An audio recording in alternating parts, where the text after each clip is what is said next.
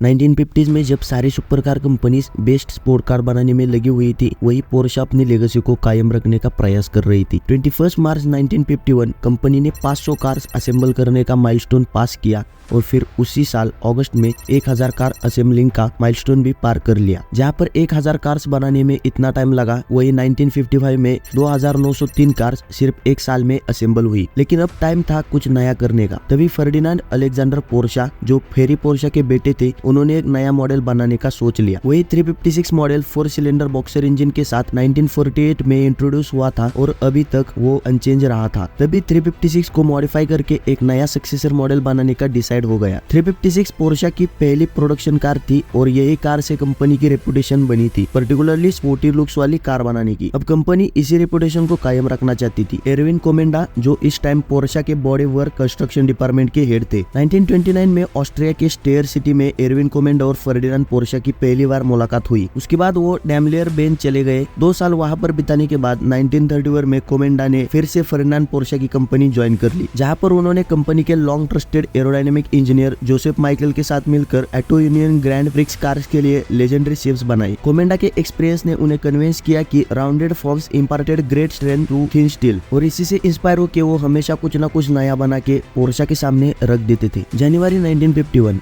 जब फेरी पोर्शा के फादर की डेथ हुई, उसके बाद 356 के ओरिजिनल इंजन को वोक्सवैगन डिराइव्ड 1086 सीसी के साथ 40 हॉर्स पावर का था, उसको मॉडिफाई करके 1286 सीसी 44 एचपी का इंजन लगा दिया। बाद में अगस्त 1951 में उसे भी मॉडिफाई किया और 1488 सीसी 60 एचपी का पावरफुल इंजन लगा दिया। इसी के चलते कोमेंडा ने अलग अलग एक्सपीरियंस्ड लोगों के साथ काम करके टाइप 530, टाइप 514 एसीएल, 540, 534, 644, टाइप 695 ऐसे कई सारे मॉडल्स डिजाइन किए, जिसमें से टाइप 530 सबसे पहली 4 सीटर डिजाइन कार थी, जो एरविन कोमेंडा ने हेनरिच क्लाई के साथ मिलकर बनाई थी। 530 मॉडल 356 का ही मॉडिफाइड वर्जन था, लेकिन इसमें कुछ मेजर चेंजेस किए गए थे। जैसे 356 का व्हील बेस 2100 mm का था, उसे स्ट्रेच करके 2400 mm किया गया, जिसमें रियर सीट एडल्ट पैसेंजर के लिए रूम प्रोवाइड किया गया। उसके बाद और एक 356 को ही मॉडिफाई करके 4 सीटर 356 कैब्रियोलेट भी बनाई गई, लेकिन फर्डिनांड पोर्शा के अकॉर्डिंग 356 अब नहीं चल सकती थी। इसी 356 कैब्रियोलेट से 901 को 4 सीटर के साथ बिल्ड करने का आइडिया निकल कर आया और फर्डिनांड पोर्शा ने पहली इंटरप्रिटेशन बनाई टाइप 754 T7, जो ऑफिशियली पोर्शा 356 को रिप्लेस कर सकती थी। 2400 मिलीमीटर व्हील बेस के साथ type 754 T7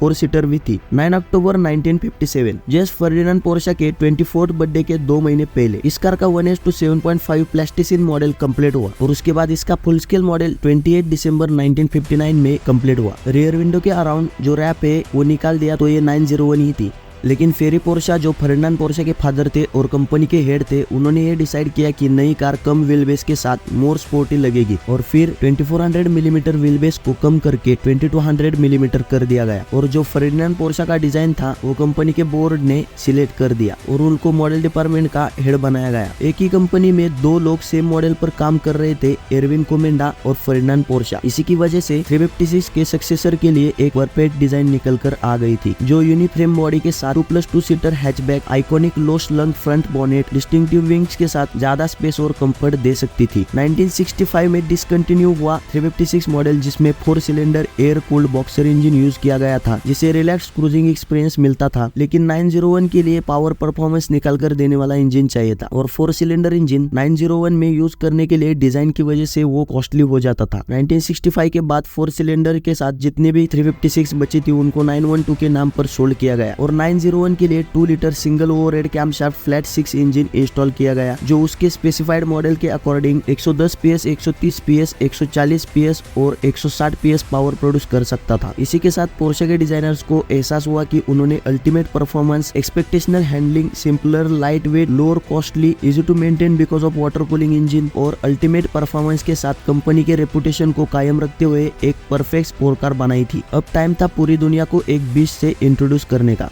1963 IAA Frankfurt motor show में पहली बार 2 लीटर फ्लैट 6 सिलेंडर इंजन के साथ 901 को अनवील किया गया। सितंबर 1961 में इसका प्रोडक्शन स्टार्ट हुआ, लेकिन फिर कंपनी के सामने एक बड़ी प्रॉब्लम खड़ी हुई। 901 के सिर्फ 80 यूनिट प्रोड्यूस हुए थे। तभी प्यूगेट, जो वर्ल्ड की सबसे पुरानी फ्रेंच कार कंपनी है, उनकी तरफ से पोर्शा को लीगल नोटिस भेजे गए on behalf of name issues. 3 digit number जिसके बीच में 0 हो, ऐसे नंबर्स के इंटरनेशनल राइट्स प्यूगेट के पास ऑलरेडी रजिस्टर्ड थे। पोर्शा के पास नेम चेंज के अलावा कोई ऑप्शन नहीं था। सितंबर 1964 में तुरंत पोर्शा ने 0 को 1 किया और 901 का नाम 911 कर दिया। बाद में 2011 में भी 911 का नाम सितंबर 11 के टेररिस्ट अटैक के साथ एसोसिएटेड था। फिर भी आइकॉनिक स्टेटस और कंपनी की रेपुटेशन ध्यान में रखते हुए पोर्शा ने 911 नेम को चेंज नहीं किया। 911 के बाद 1966 में भी पावरफुल 911 यस और टारगा को लाइनअप में ऐड किया गया और आज पोर्शा 911 पूरे वर्ल्ड में इतना फेमस है कि सिर्फ 2023 में यूएसए में इसके 11,692 यूनिट सोल्ड हुए। और thank to air cooled boxer engine जो विदाउट फ्रंट रेडिएटर ग्रिल के साथ कार को स्पोर्टी और परफॉर्मेंस बनाने के लिए मदद करता है।